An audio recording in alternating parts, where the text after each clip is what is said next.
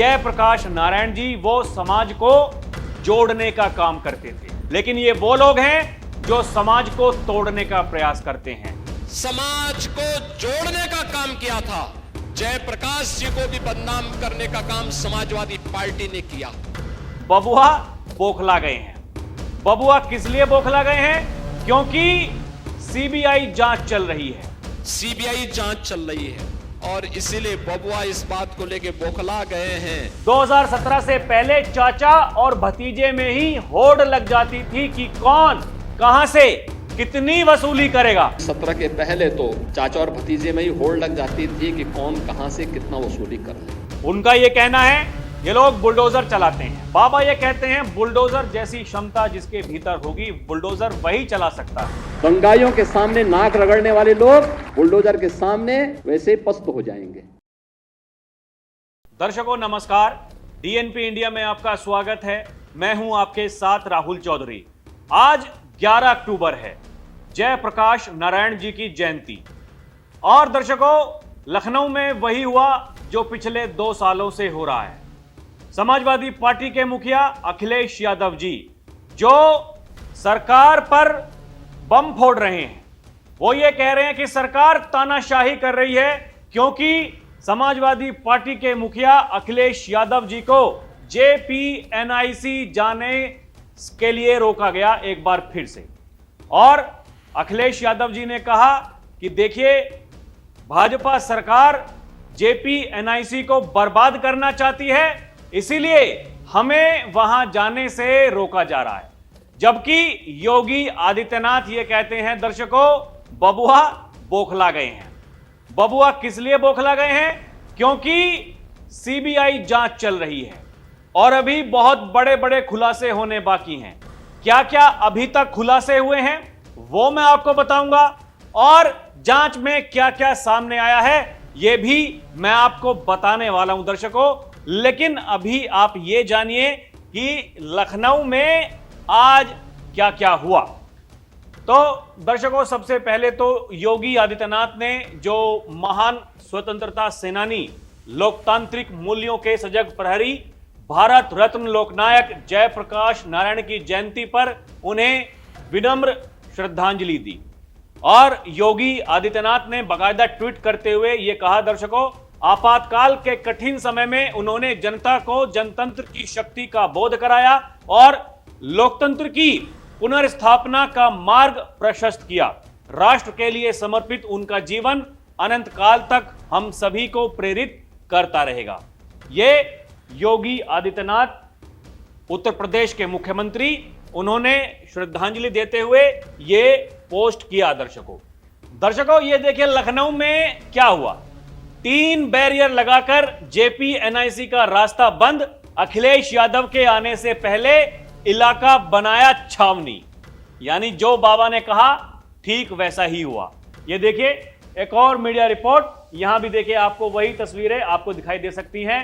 और बताया जा रहा है लोकनायक जयप्रकाश नारायण की जयंती पर लखनऊ में सियासी घमासान मचा है। जयप्रकाश इंटरनेशनल सेंटर जेपीएनआईसी की सुरक्षा शुक्रवार की देर रात अचानक कड़ी कर दी गई। यानी जैसे ही पता चला कि मुखिया जी वहां पर जा सकते हैं, तुरंत वहां पर जो सिक्योरिटी है वो बढ़ा दी गई। समाजवादी पार्टी के मुखिया अखिलेश यादव को जेपीएनआईसी में जयप्रकाश नारायण की प्रतिमा पर माल्यार्पण करने से रोका गया।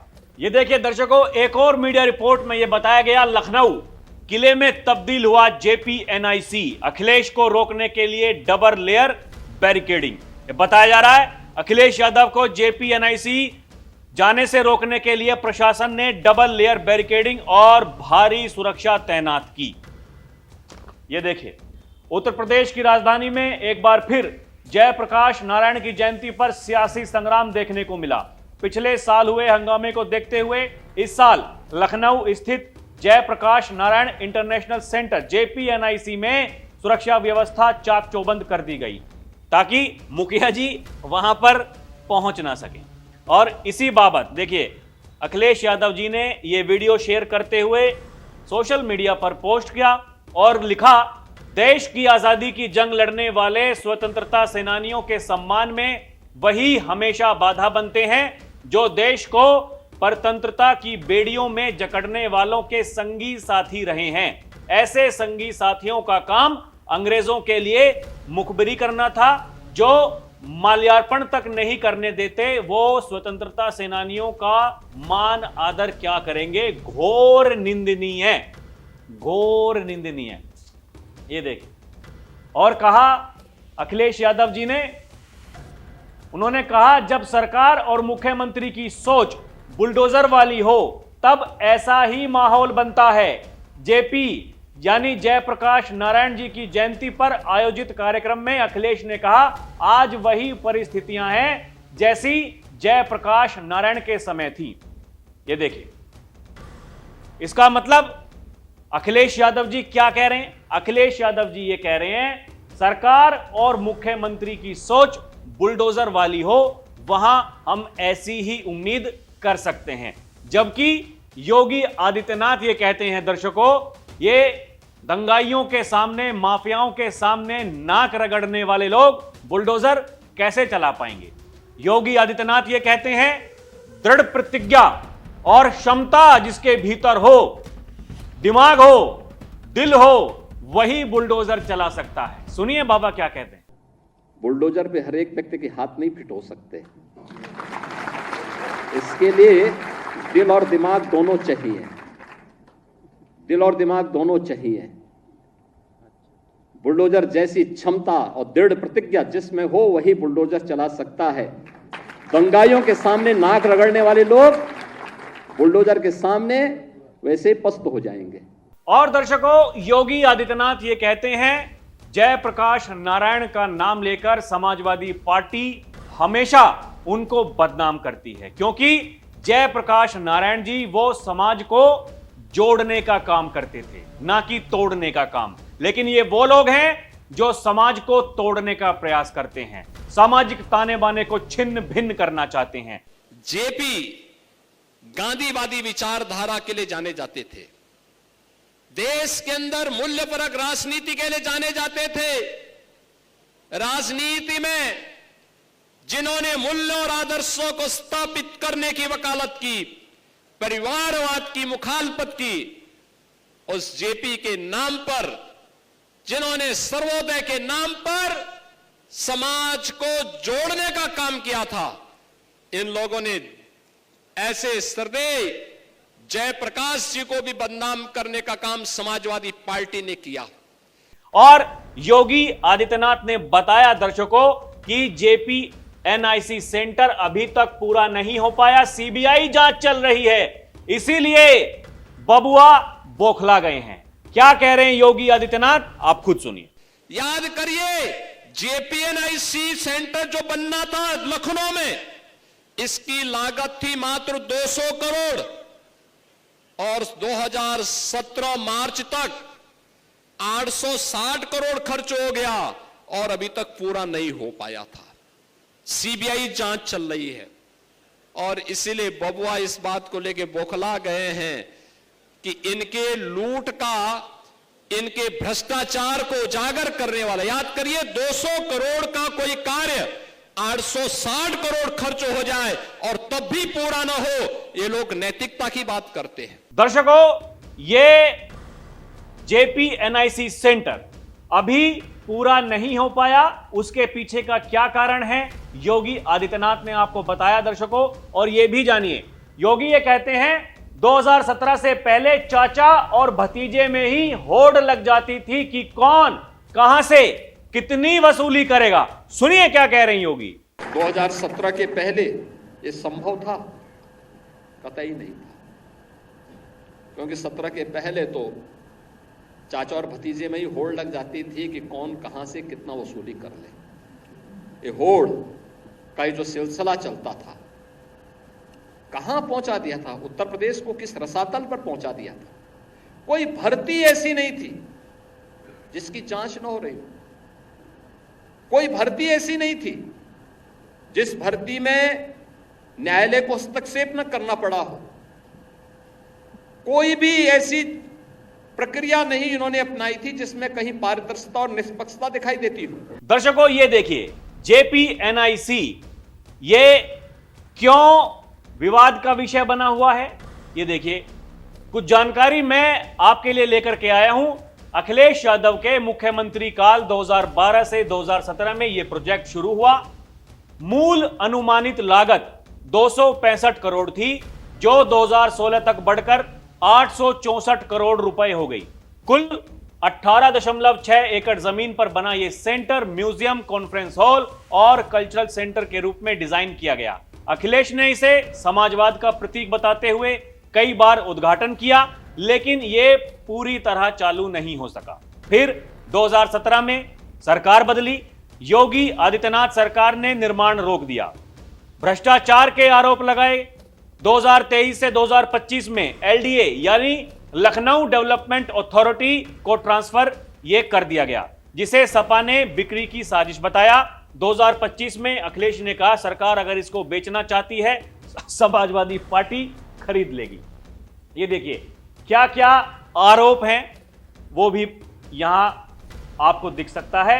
भ्रष्टाचार और घोटाला, लागत में 3 गुना वृद्धि, यानी 265 करोड़ से 864 करोड़। ओवर प्राइसिंग, 10 रुपए के बल्ब 100 रुपए में खरीदे गए। ठेकेदार चयन में भाई भतीजावाद, यानी जो योगी कह रहे हैं चाचा भतीजा झोला उठा करके निकल पड़ते थे, इनमें होड़ लगती थी, कौन ज्यादा वसूली करेगा। यह देखिए, करीबियों को 15 साल की लीज सिर्फ 3.15 करोड़ प्रति वर्ष में दी, जबकि अनुमानित रेवेन्यू 365 करोड़ प्रति वर्ष था। 8 बार उद्घाटन, लेकिन कोई उपयोग नहीं, जनता का पैसा बर्बाद। परिवारवाद और दुरुपयोग, अखिलेश ने इसे फैमिली जागीर बताया।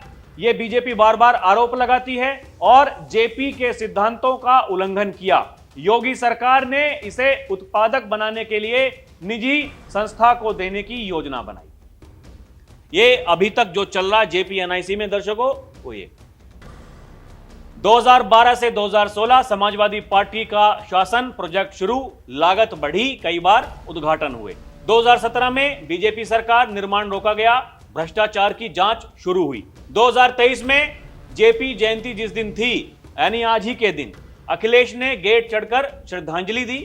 11 अक्टूबर 2024 को बैरिकेडिंग टीन शीट्स, अखिलेश ने घर पर ही मूर्ति पर माला चढ़ाई, यानी पिछली साल। इसी साल मई 2025 में अखिलेश यादव ने कहा समाजवादी पार्टी इसको खरीद लेगी अगर आपको बेचना हो। फिर जुलाई 2025 में यह एलडीए को ट्रांसफर करने पर विवाद हुआ और बीजेपी ने कहा क्योंकि इसमें घोटाला हुआ है इसलिए हम ये कर रहे हैं। 11 अक्टूबर 2025 यानी आज भी लखनऊ में वही हुआ। समाजवादी पार्टी के मुखिया अखिलेश यादव को जेपी एनआईसी स्थित जेपी की प्रतिमा पर माल्यार्पण करने से रोकने के लिए प्रशासन ने बैरिकेडिंग करी, जैसा कि मैं बता चुका हूं।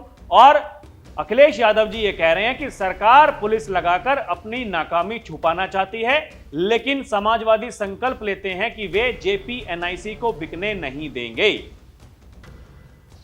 ये आरोप प्रत्यारोप चल रहा दर्शकों, लेकिन जैसा कि योगी आदित्यनाथ कहते हैं, और एक बार नहीं कई बार अलग अलग मंचों से वो ये कह चुके हैं, पहले तो चाचा भतीजे एरिया बांटकर वसूली करते थे, बाद में चाचा को धक्का देकर बाहर कर दिया जाता था, यानी होड़ लगती थी कौन कितना ज्यादा कमाए। सुनिए क्या कह रहे हैं बाबा। पहले तो चाचा भतीजे के द्वारा कैसी लूट मचाई जाती थी कि जा करके वसूली करते थे, एरिया बांट दिए जाते थे, किधर चाचा जाएगा, कहीं भतीजा, कहां भतीजा जाएगा, कहां पर दूसरा भतीजा जाएगा, कहां पर, ये सब महाभारत के रिश्ते एक साथ टूट पड़ते थे। अलग अलग जनपद और कमिश्नरी बांट दी जाती थी, वसूली करते थे, और बाद में जब वसूली में कम और ज्यादा होता था तो चाचा को धक्का देकर बाहर कर दिया जाता था। दर्शकों, योगी ये कहते हैं कि हम विकास करना चाहते हैं, उत्तर प्रदेश विकसित बनेगा, भारत विकसित बनेगा, लेकिन कुछ लोग हैं जिनको विकास अच्छा नहीं लगता। योगी ये कहते हैं विकास का कोई विकल्प नहीं हो सकता है। जो लोग विकास नहीं कर सकते हैं वे जाति, मत, मजहब, क्षेत्र, भाषा के आधार पर सामाजिक ताने बाने को छिन्न भिन्न करना चाहते हैं। वही योगी आरोप लगाते हैं कि केवल जेपी के नाम को ये लोग इस्तेमाल करते हैं अपनी राजनीति के लिए। जेपी समाज को जोड़ते थे, देश को जोड़ते थे, ये लोग तोड़ने का काम करते हैं। और वही योगी आदित्यनाथ कह रहे हैं आज समाजवादी पार्टी गुंडे और अपराधियों का एक जमावड़ा मात्र बनकर रह गई है। और योगी ये कह रहे हैं ये बीजेपी की डबल इंजन सरकार है, हम विकास का कार्य भी कर रहे हैं और हम अपराधियों, माफियाओं, दंगाइयों को कैसे सबक सिखाना चाहिए हम वो भी कर रहे हैं। हमारी सरकार माफियाओं के सामने नाक नहीं रगड़ती है, दंगाई नाक रगड़ते हैं। सुनिए बाबा क्या कह रहे हैं। आज वो समाजवादी पार्टी गुंडे और अपराधियों का एक जमावड़ा मात्र बन करके रह गया है। वे भूल गए सरकार बदल चुकी है, भाजपा की डबल इंजन की सरकार है। ये सरकार दंगाइयों के सामने नाक नहीं रगड़ती बल्कि दंगाइयों को नाक रगड़वा करके पर्व और त्योहार के उत्साह को सुरक्षा और सम्मान के साथ आगे बढ़ाने का काम करती है। तो दर्शकों, जैसी उम्मीद थी वो ही हमें देखने को मिला। एक बार फिर से वही लखनऊ में ड्रामेबाजी देखने को मिली, क्योंकि सरकार का यह कहना है आप वहां पर नहीं जा सकते, लेकिन एक तरफ लगातार कोशिशें की जाती हैं और सरकार को बदनाम करने के लिए एक बार फिर से बाकायदा प्रेस कॉन्फ्रेंस करते हुए ये कहा ये बीजेपी वाले घोटाला कर रहे हैं। उनका यह कहना है ये लोग बुलडोजर चलाते हैं। बाबा ये कहते हैं बुलडोजर जैसी क्षमता जिसके भीतर होगी बुलडोजर वही चला सकता है। और बाबा ये कह रहे हैं कि सीबीआई जांच चल रही है, इसलिए बबुआ बौखलाए हुए हैं। दर्शकों, आपको क्या लगता है हमें कमेंट करके जरूर बताइएगा। अभी के लिए इतना ही। आप देखते रहें डीएनपी इंडिया, हर खबर भरोसे के साथ। नमस्कार, जय हिंद।